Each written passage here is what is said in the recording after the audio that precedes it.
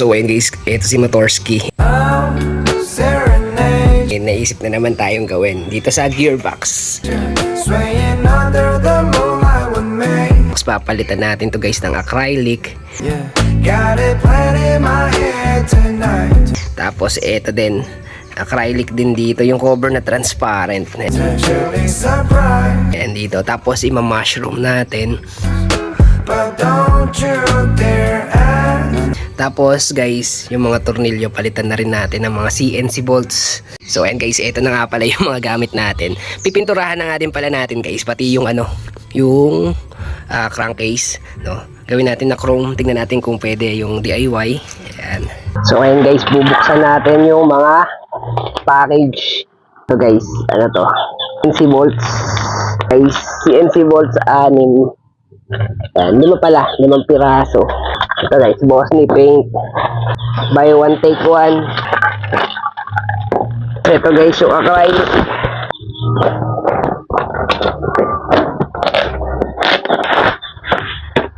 Ito guys, acrylic saka yung mushroom.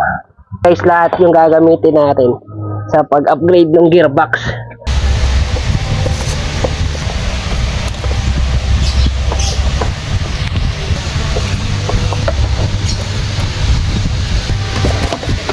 So guys, tanggal natin. Tapos to, dito siya ilalagay. Ayan, ganyan. Ganyan siya guys. Naman guys to, ito.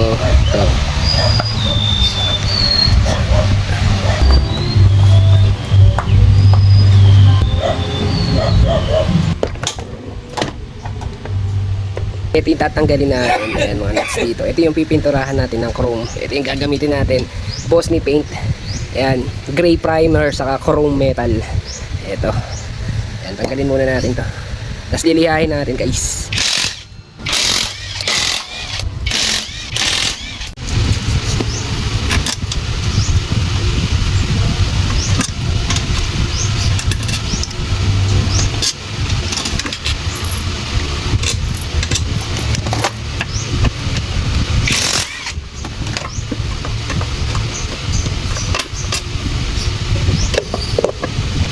So guys, ito yung pipinturahan natin. Lilihain muna natin. Una, lilinisin ko muna. Tapos lihahin natin. Lilinisin ko muna. Gagamit ako muna ng degreaser sa kaliha.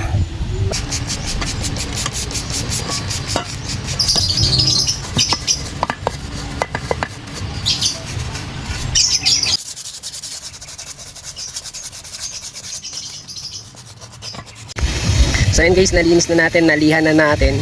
Yan. Mano lang talaga siya mamantsa. Pero kukulayin na natin siya nito. Bossni primer yung gray.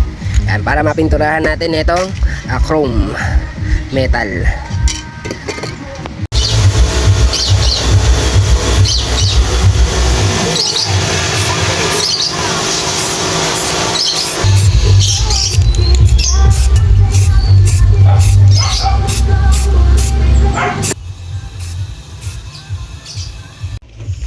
So yun guys, first coating, patutuyuin muna natin 10 minutes. So guys, ito yung pangalawang layer.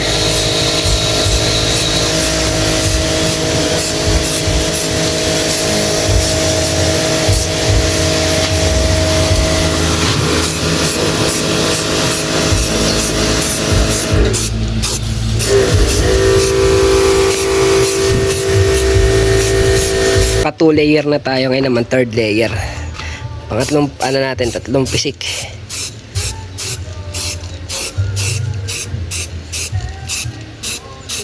Ayan guys, wisik lang. Ayan, tas patutuyuin lang natin after ng 3rd layer, tas chrome na tayo. Ayan, so guys, naka 3rd layer na tayo. Ayan, ito yung kinalabasan. Tapos i-chrome na natin. Ito guys, natuyo na. Binilad natin. Saglit lang naman. Mga 30 minutes lang naman natin to binilad. Moment of truth guys. Gagamitin na natin tong chrome metal effect spray paint. Ayan. Puyong da. Ayan, Chinese. Ayan guys. Ayan guys, ito. First layer ng chrome metal effect. Try muna natin. Ito. Ayan guys, ito yung niya, chrome metal effect. First layer.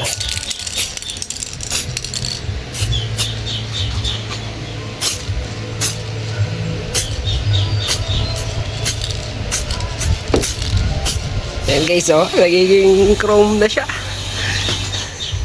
Mas maganda pala pag mas malapit eh, no?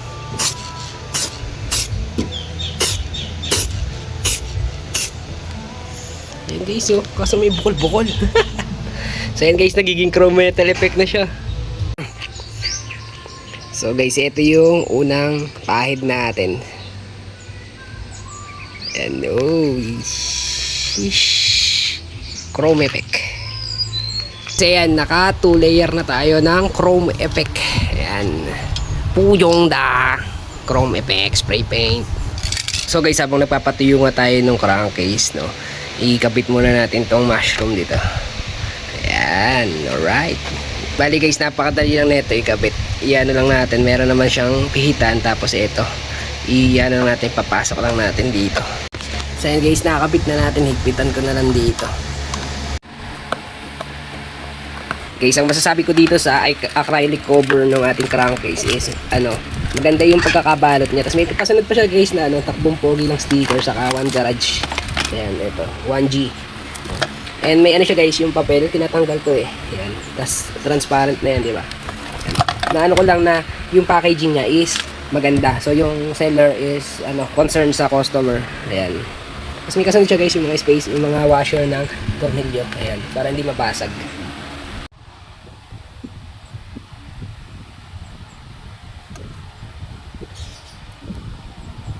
Ito siya guys.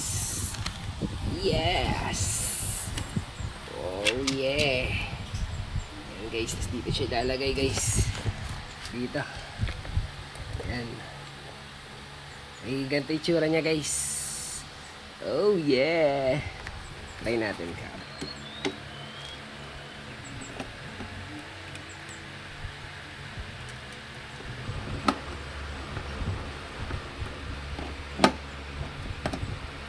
So ayan guys, nakakabit na natin yung sa may filter cover. Apakaangas boy.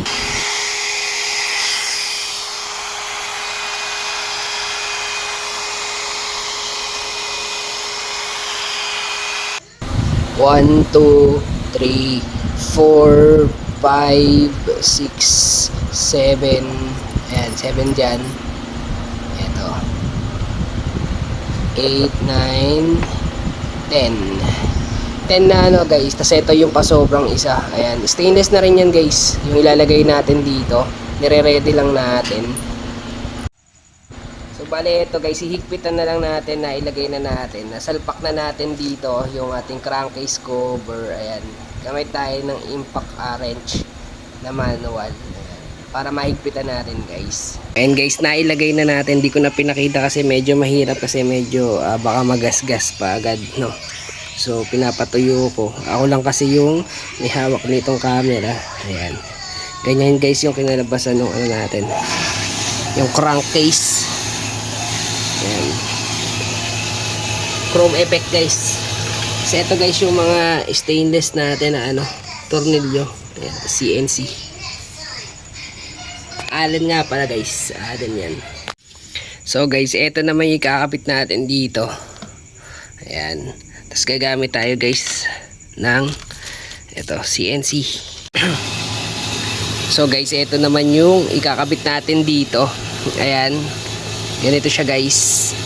Ayan, tapos lalagyan natin ng CNC bolts. Ayan, hang. Ayan, CNC alloy stainless. Ayan, tapos ito din guys, ganun din gagawin natin dito.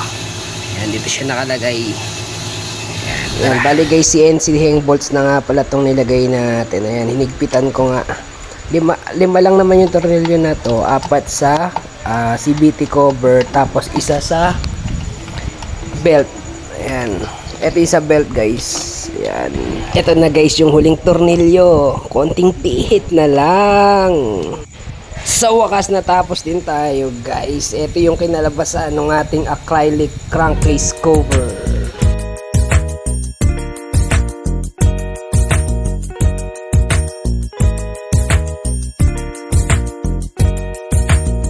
that's for today guys.